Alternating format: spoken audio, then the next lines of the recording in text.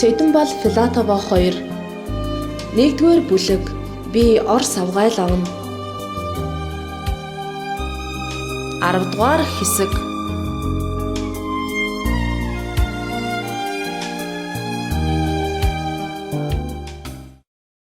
Хэлмэгдүүлсэн түшмэдийнхээ оронд өөр түшмэдийг илгээж тэдэнд хамтралж гэж шаардахгүй боловч малчдыг даадавшгүй татвараар дарж байв. Монголын бодлого бүтлгүүдэх болгонд Коминтерн болон бүх холбоотын эв хамт большевик намын төв хороо өөрсдийн тавьсан хүмүүсийг золионд гаргаж шинэ хүмүүс тэдний дотор Москвагаас тусгайлан томилогдсон Аз царайтай Бурайд, Тува, Халмаг, Казак зэрэг коммунистуудыг илгээж байв. Нүүдэлчдийн хувьд тэд харин хүмүүс зөвлөлтийн дарга нар байсан боловч гадаад ертөнцийнхний нүдэн дээр тэд монголчуудыг төлөөлж байв. Хөдөөд социалист үзэл санаа зайлшгүй ялан мандан гэсэн итгэл үнэмшил оргилсон сэтгэлдээ хөтлөгдсөн Цэдэнбал ардуудыг нэгтгэж байлаа. Өөрийнхөө төсөл төвлөгөөний талаар тэрээр бүх холбоотын эв хамтын большевик намын төв хороонд мэдээлж заримдаа хэрэгс хэтрүүлж байсан учраас Москвагийн зөвлөхүүд нь заримдаа залуу халуун тэмүүллийг нь барьж тогтооход хүрч байжээ. 1948 оны 1-р сард сүрхий түгшжээ.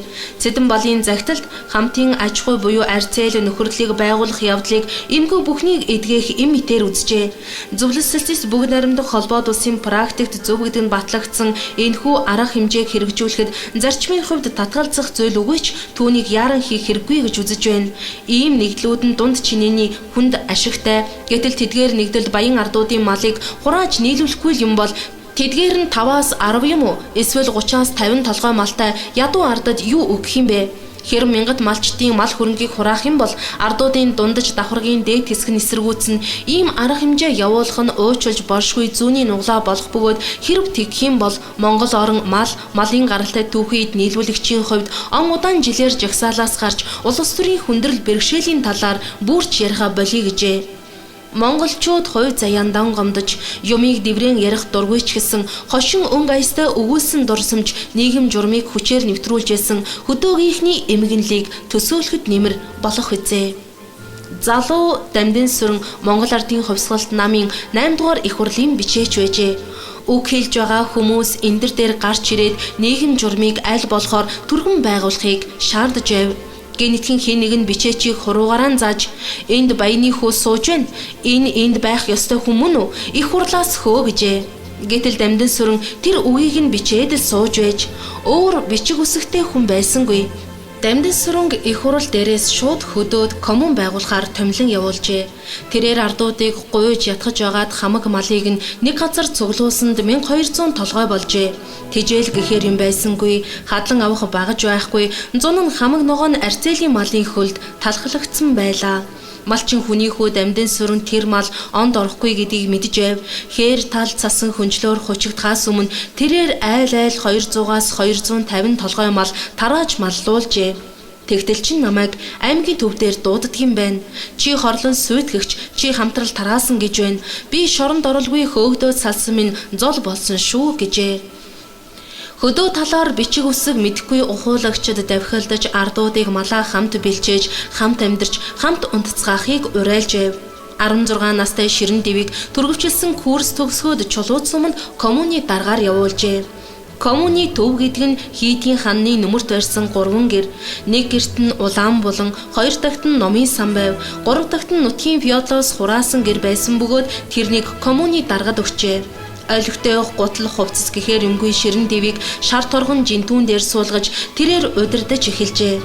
Анхныхаа цалингаар нэг дээл ундаг дугуй 2 аваад хотны нохойнд нь хөөгдөн айлаар явах болжээ. Тэгж байтал цэцэрлэг рүү дуудаад чи бүтэн сар дарга хийж байгаа мөртлөө яагаад нэг ч хүн илчилж илрүүлээгүй, нэг ч хүн шоронд хийгээгүй байна нөхөр гэжээ. Ширэн Дэв нөгөө дугуйгаа унаатал айл айлаар орж улс амьтныг коммунд орцгоо гэж ятгах. Цаадуулнаг ганцаа нэрээд дуугүй суухаас цаашгүй. Үг дугуурлаа гэхэд харж л байж болъё доо гин. Аймгийн төвийн дарга нар цаадуулыгаас сайн айлга, элсгүй бол зохих газар нь хэлэн шүү гэж сүрдүүл гэж арга зааж өгч байсан. Би хийснээр нь сүрдүүлж л байлаа. Харин бусад дарга нар болохоор айл хотоор хонож өнжиж, ууж идэж, амар заяа үзүүлэхгүй байсаар ирээцээргүй явдалд нь залхаж цөхөрсөн малчин коммунд эсхээс өөр замгүй болдог байж билээ. Их юм уншсан цэдэн бол амьдралын ялангуяа нүүдэлчин малчны амьдралын туршлага дутмаг байсан боловч тэрээр аюул хаанаас ирж байгааг алдалгүй мэддэг зүн совингороо нөхдөг байв. Наан цааныг бодоход хөдөө нутгийнхнийг хувьсгалын эсэргүүн нар уруу татаж байгаа нь гарцаагүй. Тэд ардуудыг өвс хадаж, худаг гаргаж, бэлчээр усжуулж, хээрийн эмийн ургамлын үр түүж, мал сүргээ чон нохооноос хамгаалах болсонд дургуутсаж байна гэж тэр үзжээ. Намын их хурал дээр тавьсан илтгэлдээ тэрээр хамтын аж ахуйн чухлыг онцгойлон зааж, жижиг таваарын хувийн эзэмшилт аж ахуй байгаа нөхцөлд хамтын хөдөлмөрийн хамгийн энгийн хэлбэрт хүчээ нэгтгэх явдал нь урагшлах цорын ганц боломж мөн хэмээн цохон тэмдэглэж байлаа. Хувьсгалын үзэл санаанд чин сэтгэлээсээ итгэсэн ориглон шудраг тэрээр нүүдэлчний хөдөө талд нийгэм журмыг аль болохоор хурдан ялуулахыг хүсэж байв. Намын 10 дугаар их хурал дээр Цэдэн балын тавьсан илтгэлд хожим нь өөрөө дурсах их дургүй байсан нэгэн зүйл бий. Энэ явдлын эхлэл Чойбасангийн нэг удаа Москвад яваад ирснээс үүдэлтэй байлаа. Тэгээд очихт нь Сталин монголчууд хитэн толгой малтай вэ гэж асуужээ. 26 сая гэж маршал хариулж, Сталин хөмсөг зангидж, тийм их бэлчээртэй газар 20 сая биш 200 сая малтай байж болно шүү дээ гэжээ. 200 сая гэсэн тоон зүгээр цээжний бангаар санаанаасаа хэлсэн цаанаа ямар ч тооцоонд тулгуурлаагүй тоо байлаа.